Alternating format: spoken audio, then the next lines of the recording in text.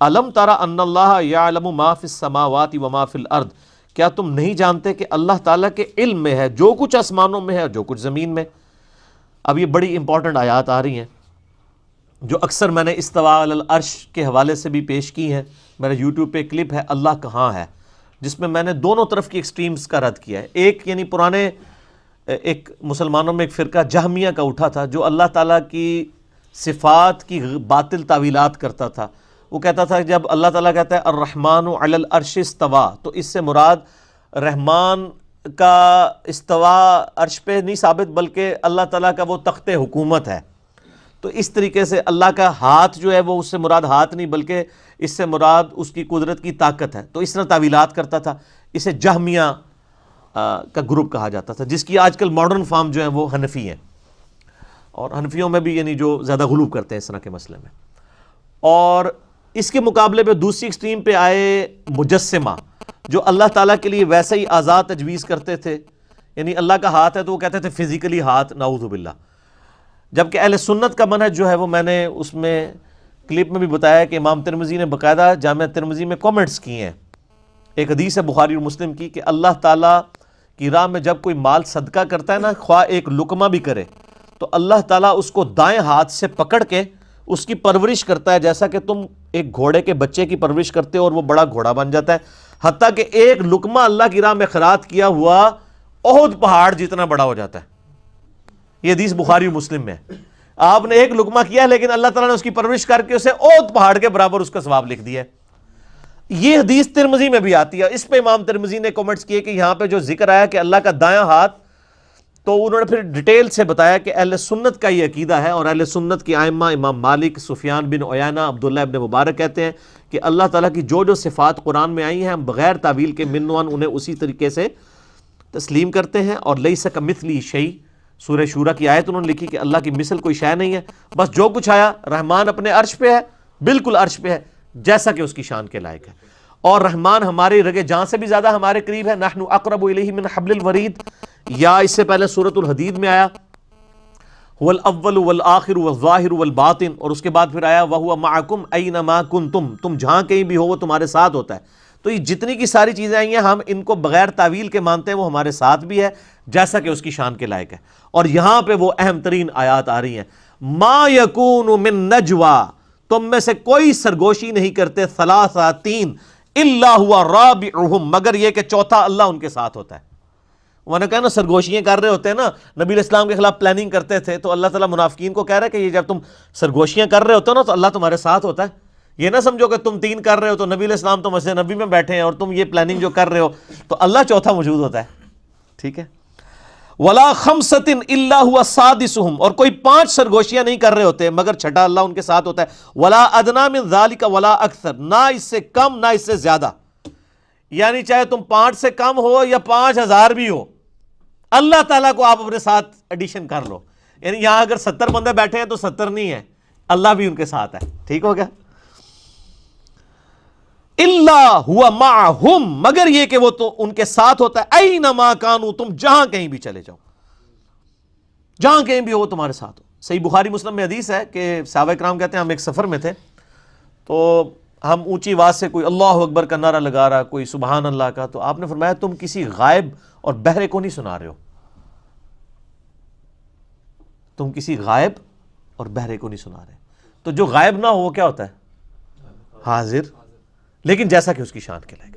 یعنی یہ جو سلفیوں نے ایک فتنہ جو ہے سعودی علماء نے کھڑا کیا نا جی، وہ آپ نے اگر یہ مان لیا کہ اللہ ہمارے ساتھ ہے تو یہ تو وحدت الوجود ہو جائے گا، تو کیا اللہ تعالیٰ معاذ اللہ جو ہے وہ نالی کے اندر بھی ہے، فلاں جگہ بھی ہے؟ بھئی جب اللہ فرما رہا ہے لیس کمثلہ شیء، اس کی مثال ہی نہیں بیان ہو سکتی۔ یہ تو ٹینجیبل چیزوں کے بارے میں عقیدہ ہوگا نا، اللہ نور السماوات والارض، اس کو کون، ہم اپنے لمیٹڈ ڈیٹے کے ساتھ اس کے بارے میں کیا امیجن کر سکتے ہیں؟ بس اس کو آپ اس طریقے سے مانیں۔ اور یہی وجہ ہے کہ جو مفتی اعظم سعودیہ بعد میں آئے نا، عثیمین رحمہ اللہ تعالیٰ فوت ہو گئے، انہوں نے باقاعدہ فتویٰ لکھا کہ ہم اس تکلف میں نہیں پڑھتے کہ اللہ عرش پہ کس طرح مستوی ہے اور ہمارے ساتھ کس طرح ہے، ہم اس کو اسی طریقے سے مانتے ہیں کہ وہ عرش پہ بھی ہے اور ہمارے ساتھ بھی ہے۔ اور یہ محمد بن عبد السلام بن محمد کی تفسیر ہے جماعت الدعوہ والے، انہوں نے بھی یہ عقیدہ لکھ دیا ہے. اہل حدیث میرے ساتھ لڑتے تھے, میں نے کہا آپ کے تو اب بڑے بزرگوں نے بھی یہ لکھ دیا ہے. حتیٰ کہ حافظ سعید صاحب جو جماعت الدعوہ کے امیر, ایکس جماعت الدعوہ, آج کل پتہ نہیں کیا نام ہے, آئے دن ان کے نام بدلتے رہتے ہیں, تو انہوں نے ایک کتاب لکھی ہے عقیدہ و منہج کے نام سے. اس میں بھی انہوں نے لکھا ہے کہ ہم اس تکلف میں نہیں پڑھتے کہ اللہ تعالیٰ عرش پہ کس طرح ہے اور ہمارے ساتھ کس طرح ہے, ہم بس ایسے ہی مانتے ہیں. جبکہ دوسری طرف جو کٹر قسم کے سلفی ہیں وہ کہتے ہیں نہیں, اگر آپ نے ساتھ آپ نے مان لیا تو آپ جناب وحدت الوجود کا عقیدہ ہو جائے گا. آپ کہیں کہ ہے وہ عرش پہ اپنے علم, قدرت, سما, بصارت کے ساتھ ہمارے ساتھ ہے. یہ جو آپ اتنی ساری جو چیزیں اٹیچ کر کے عقیدہ بتا رہے ہیں, کیا اس کو اس طریقے سے آپ ڈیڈکٹ کریں گے؟ یہاں تو اللہ تعالیٰ فزیکل یہ اس اعتبار سے بات کر رہا ہے کہ تم تین نہیں ہوتے, چوتھا وہ تمہارے ساتھ ہوتا ہے. اور وہ جو بخاری مسلم کی حدیث بیان کر رہا تھا کہ صحابہ کرام نعرے لگا رہے تھے, تو آپ نے فرمایا تم کسی غائب کو نہیں سنا رہے, بلکہ اس کو سنا رہے ہو جو تمہاری سواری کی گردن سے بھی زیادہ تمہارے قریب ہے. اب اور کس طریقے سے سمجھایا جائے؟ صحابہ نے کہا یا رسول اللہ نہیں, وہ تو عرش پہ ہے, وہ تو علم کے ساتھ ہے, آپ سواری کی گردن کی مثال کیوں دے رہے ہیں؟ قرآن میں نحن اقرب الیہ من حبل الورید. پھر سورۃ الحدید میں آیا کہ جب موت کا وقت نزع کا عالم ہوتا ہے اور تم مردے کی جب روح نکل رہی ہوتی ہے, اس وقت ہم تمہارے سے زیادہ اس کے قریب ہوتے ہیں, لیکن تمہیں نظر نہیں آ رہے ہوتے. سورہ واقعہ کے اندر,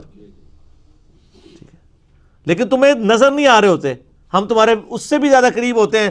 جو ساتھ سوگوار بیٹھے ہوتے ہیں نا کہ اب یہ آخری وقت ہے, اس سے زیادہ قریب ہوتے ہیں. تو جہمیہ بھی ایکسٹریم پہ ہیں, مجسمہ بھی ایکسٹریم پہ ہیں. اہل سنت کا منہج یہ ہے کہ جو عقائد ہیں منوان ان کو اسی طریقے سے قبول کرتے ہیں. اور نبی علیہ السلام نے واضح فرمایا کہ وہ تمہاری سواری کی گردن سے بھی زیادہ تمہارے قریب ہے. اور بخاری مسلم کی اسی حدیث میں آگے آتا ہے, یہ ہم نے بلو کارڈ کے اوپر وہ حدیث لکھ کے بھی لگائی ہے. میں اس حدیث کا نمبر بھی آپ کو بخاری مسلم کا بتا دیتا ہوں, کیونکہ باقیوں کی تو لوگ کہانیاں بھی سن لیتے ہیں نا, ہم سے تو نمبر مانگتے ہیں. تو یہ صحیح بخاری میں 6409 ہے اور مسلم میں 6862 ہے. پھر آپ نے فرمایا میں تمہیں ایک وظیفہ نہ بتاؤں جو جنت کے خزانوں میں سے اللہ نے ایک خزانہ مجھے عطا فرمایا, وہ ہے لا حول ولا قوت الا باللہ. اسماء اعظم میں سے یہ کہ نہیں ہے قوت نیکی کرنے کی اور نہ ہے کوئی طاقت گناہ سے بچنے کی مگر اللہ کی توفیق سے. یہ اس موقع پہ آپ نے یہ ساری باتیں ارشاد فرمائی. اور دیکھیں منوان بیٹھتی ہیں کہ نہ اس سے کم نہ اس سے زیادہ وہ تمہارے ساتھ ہوتا ہے, تم جہاں کے بھی ہو. ثم ینبئہم بما عملوا یوم القیامہ, پھر وہ تمہیں بتا دے گا جو کچھ تم دنیا میں کرتوت کیا کرتے تھے. ان اللہ بکل شیء علیم, بے شک اللہ تعالیٰ ہر چیز کو خوب جاننے والا ہے. یہ کرتوت میں نے ترجمہ اس لیے کیا ہے کہ یہ نٹوریس اعمال کے بارے میں بات ہو رہی ہے, یہ جو تم سرگوشیاں کرتے ہو. اگر یہاں نیک اعمال کی بات ہوتی تو ہم اعمال ترجمہ کرتے. یہ برے کرتوتوں کی بات ہو رہی ہے کہ جو نبی کے خلاف تم منافقین بیٹھ کے پلاننگ کرتے ہو. قانوناً تو وہ صحابہ تھے, ظاہر ہے آپ کے پیچھے نمازیں پڑھتے تھے, لیکن پلاننگز کرتے تھے. اور انہوں نے پھر مسجد درار بھی بنا دی تھی. جب آپ غزوہ تبوک پہ جانے لگے کہ یا رسول اللہ دو رکعت ہی پڑھ دے ہوئے تھے برکت واسطے, تو آپ نے فرمایا میں تو ابھی مصروف ہوں واپسی پہ. تو واپسی پہ اللہ تعالیٰ نے سورہ توبہ میں فرما دیا کہ یہ تو انہوں نے اپنا آفس بنا لیا ہے باقاعدہ آپ کے خلاف. تو آپ نے اس مسجد میں نماز نہیں پڑھنی بلکہ آپ نے اس کو توڑوا دیا. وہ تو آپ نے توڑوا دی, لیکن آج جب بھی کوئی فرقہ دوسرے سے الگ ہو کے کوئی مسجد بناتا ہے تو اس کو کہا جاتا ہے یہ مسجد درار ہے. دیکھا, تو اس کا کیا مطلب ہے کہ یہ دوسرے فرقے والوں کو وہ منافق سمجھتے ہیں کہ جو ایمان والے نہیں ہیں. آج کس طرح کوئی بندہ وحی کے ذریعے بتا سکتا ہے کسی کے اوپر وحی نازل ہوئی ہے کہ یہ بندہ اندر سے منافق ہے؟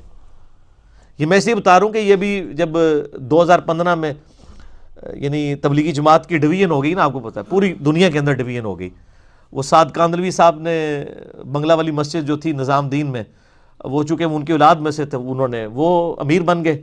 اور جو دوسرے لوگ تھے شورا والے, انہوں نے علیحدہ سے ادھر ہی دلی میں ایک اور جگہ مسجد بنائی اور بمبے میں بہت بڑا مرکز وہ بنا رہے ہیں, ابھی کمپلیٹ نہیں ہوا. تو اب دو پارٹیاں تبلیغی جماعت میں اس وقت ہیں, ایک ہے مولانا سعد کاندلوی کی جماعت اور دوسری ہے شورا والی. جو پاکستان میں جو تبلیغی جماعت ہے وہ شورا والے کے ساتھ ہے جو رائمنڈ کا مرکز ہے, انہوں نے بھی شورا کو لے کے چل رہے ہیں. تو وہ سعد کاندلوی صاحب نے باقاعدہ بیان ریکارڈ کرایا کہ یہ مسجد درار ہے جو انہوں نے بنائی ہے. ہائے ہائے ہائے ہائے, اللہ دے بندے ہو تہاڈی فضائل اعمال پڑھن, تہاڈے بابے نوں اپنا بابا کہن, صرف ایک مسئلے میں اختلاف کر کے علیحدہ ہوئے ہیں تو وہ مسجد درار کہہ رہے ہیں. تو آپ اس طرح کے ذہن کے لوگوں سے یہ ایکسپیکٹ کرتے ہیں کہ ہم ان کے ساتھ چل سکتے ہیں؟ ہمیں تو ان سے بنیادی عقائد کے اوپر اختلاف ہے جو ان کے بزرگوں نے المہند میں عقیدے لکھے ہیں قرآن و سنت کے خلاف. تو یہ کیسے ہمارے ساتھ چل سکتے ہیں؟ وہاں تو عقیدے بھی ایک، بابے بھی سانجے. ٹھیک ہے، صرف ایک چھوٹے سے مسئلے میں اختلاف ہوا تو مسجد درار کہہ دیا. اسی طرح ہم نے مسجد نہیں بنائی ہے، یہ تو ہماری دار ارکم ہے. مسجد بنائی نہیں، آپ کے پیچھے نمازیں پڑھیں گے. آپ ہم مسجد سے نکالیں گے پھر بھی آپ کے پیچھے پڑھیں گے، کیونکہ ہمارے لوگ جب آپ کے پیچھے نمازیں پڑھتے ہیں پھر وہ 1 سے 2 ہوتا ہے، 2 سے 3 ہوتے ہیں، 3 سے 4 ہوتے ہیں، اور اگر ہم یہاں پہ بیٹھ گئے تو پھر یہ ایک ہی رہ جائے گا. تو یہ آپ کی سازش ہم کبھی کامیاب نہیں ہونے دیں گے. مکمل طور پہ اسے ناکام کر دیا اللہ کے فضل سے. الرحمن علی العرش استوى، رحمان وہ ہے جو اپنے عرش پر مستوی ہے جیسا کہ اس کی شان کے لائق ہے. کیونکہ وہ سورہ الشورى کی جو آیت ہے، آیت نمبر 15، لیس کمثلہ شیء، اللہ کی مثل کوئی شے نہیں ہے، وہو السمیع البصیر، اور وہی سننے والا اور دیکھنے والا ہے. لہذا امام احمد رضا بریلوی صاحب نے اس آیت کا جو ترجمہ کیا وہ بالکل ٹھیک ہے. الرحمن علی العرش استوى، انہوں نے ترجمہ کیا کہ رحمان اپنے عرش پر مستوی ہوا، اور بریکٹ میں انہوں نے لکھا جیسا کہ اس کی شان کے لائق ہے. اور مستوی کا ترجمہ بھی انہوں نے اردو میں ٹرانسلیٹ کرنے کی کوشش نہیں کی. بعض لوگوں نے کی کہہ دیا اللہ عرش پر بیٹھ گیا، نعوذ باللہ. اللہ تعالیٰ تو ان صفات سے پاک ہے، یعنی اس کی وہ اس طرح کی تسبیحات تو نہیں بیان کی جا سکتی. رحمان اپنے عرش پر مستوی ہوا جیسا کہ اس کی شان کے لائق ہے. یہ بڑا کریٹیکل ایشو ہے، اور میں اس پہ اکثر یہ بات کہتا ہوں کہ اس وقت انٹرنیٹ کے اوپر کفر اور اسلام کا مسئلہ اس ایشو کو بنایا ہوا ہے حنفیوں نے اور سلفیوں نے. حنفیوں نے لیکچرز اپلوڈ کیے ہوئے ہیں سلفی یعنی اہل حدیثوں کے خلاف کہ یہ تو اللہ تعالیٰ کو عرش پہ قید مانتے ہیں، نعوذ باللہ من ذالک. وہاں پر سلفی جو ہیں وہ حنفیوں کا رد کرتے ہیں کہ یہ جو ہے وہ وحدت الوجود اور پینتھیزم اور ہماؤس کا عقیدہ رکھتے ہیں، نعوذ باللہ من ذالک. اور دونوں ایک دوسرے کے اوپر جو ہے وہ کفر اور شرک اور اس قسم کے بد عقیدگی کے فتوے لگا کے، تو آپ دیکھیں کس طریقے سے انٹرنیٹ کے اوپر طوفان بدتمیزی جو ہے وہ برپا ہے. اور میں اس میں بار بار کہتا ہوں خدا کے لیے اللہ تعالیٰ کی صفات جو ہیں یہ بہت کریٹیکل ایشو ہے. انسان کا انٹلیکچوئل لیول یہ نہیں ہے کہ انسان ان صفات کو سمجھ سکے. ہم تمام صفات پر بغیر کسی تعویل کے جیسا کہ اس کی شان کے لائق ہے ایمان لاتے ہیں.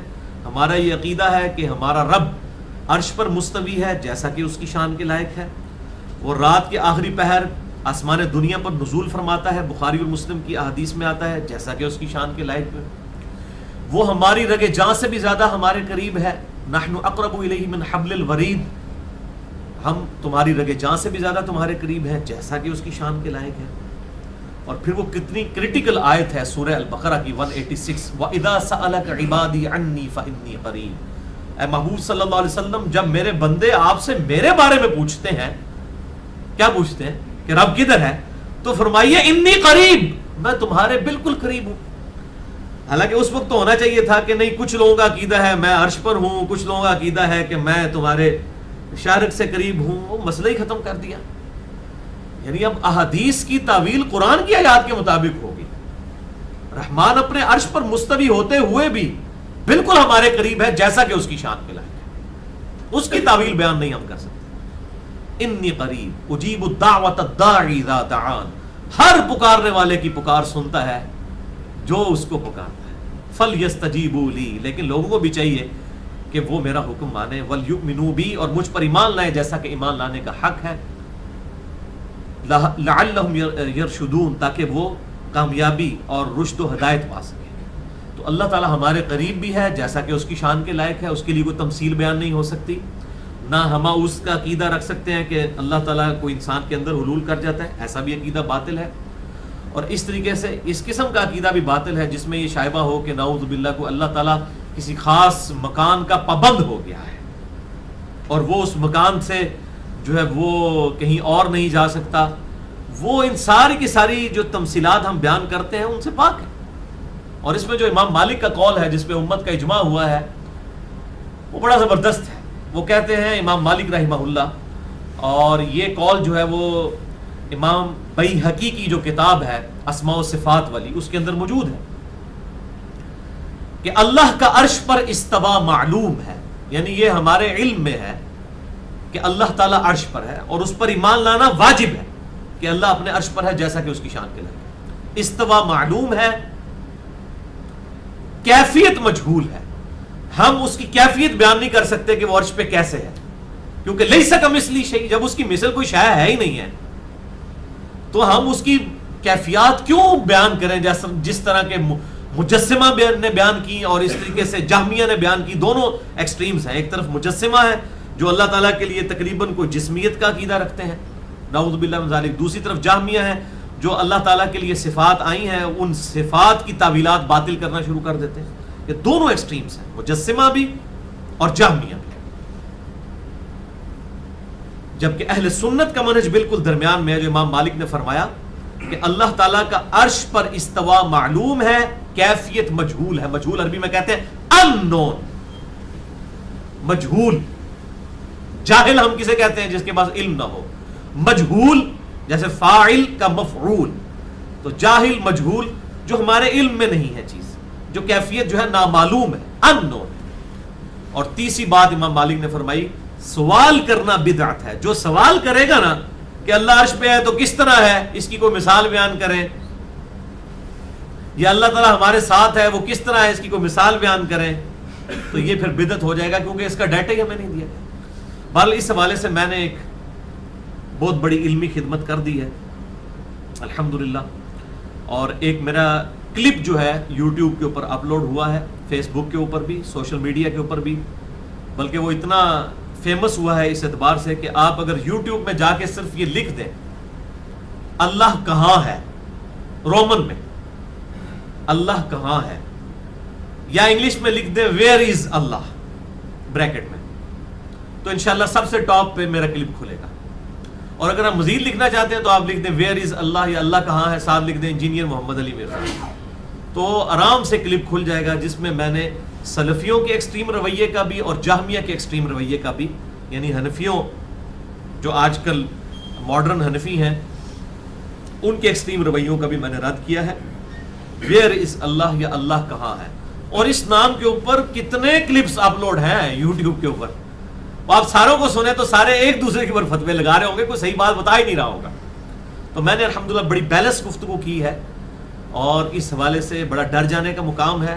کسی ایکسٹریم پہ جانے کی ضرورت نہیں ہے، اس کے لیے جب مثال ہی نہیں بیان کی جا سکتی. اب بخاری اور مسلم کی متفق علیہ حدیث ہے کہ آپ صلی اللہ علیہ وسلم نے جو قبلہ رخ دیوار پہ تھوک لگا ہوا دیکھا تو آپ نے اپنے مبارک ہاتھوں سے وہ تھوک صاف کیا، یعنی کسی نے نماز پڑھاتے ہوئے تھوک آئی تو اس نے پھینک دیا. پھر آپ صلی اللہ علیہ وسلم نے فرمایا، بخاری اور مسلم دونوں میں حدیث موجود ہے، کہ جب تم میں سے کوئی شخص، یہ کتاب المساجد چیپٹر میں مشکات میں بھی آپ کو بخاری اور مسلم کے ریفرنس سے مل جائے گا، جب کوئی شخص نماز کے لیے کھڑا ہوتا ہے تو اس کا رب اس کے اور قبلے کے درمیان ہوتا ہے، لہذا کوئی شخص بھی قبلہ رخ مت تھوکے. اب کسی سے ابھی نے نہیں کہا یا رسول اللہ صلی اللہ علیہ وسلم یہ آپ اس سے مراد علم لے رہے ہیں یا اللہ تعالیٰ خود ہوتا ہے؟ اگر علم مراد ہے تو علم تو پہلے ہی اس کا ہر جگہ ہے، کوئی جگہ اس کے علم سے پاک ہے؟ بتائیں نا. تو یہ جو فرمایا جا رہا ہے کہ اللہ تعالیٰ تمہارے اور قبلے کے درمیان ہوتا ہے، تو ہم کہتے ہیں ہاں اللہ ہی ہوتا ہے جیسا کہ اس کی شان کے لائق ہے. اگر اس کی علم کی تعبیر کرتے ہیں آپ اور تعبیر کرتے ہیں علم کی، تو علم تو پہلے ہی اس کا ہر جگہ ہے. کیا نماز پڑھنے سے پہلے ہمارے اور قبلے کے درمیان اللہ کا علم نہیں تھا؟ بعد میں آ گیا. جیسا کہ اس کی شان کے لائق ہے وہ ہمارے ساتھ ہے، اور جیسا کہ اس کی شان کے لائق ہے وہ عرش پر مستوی ہے.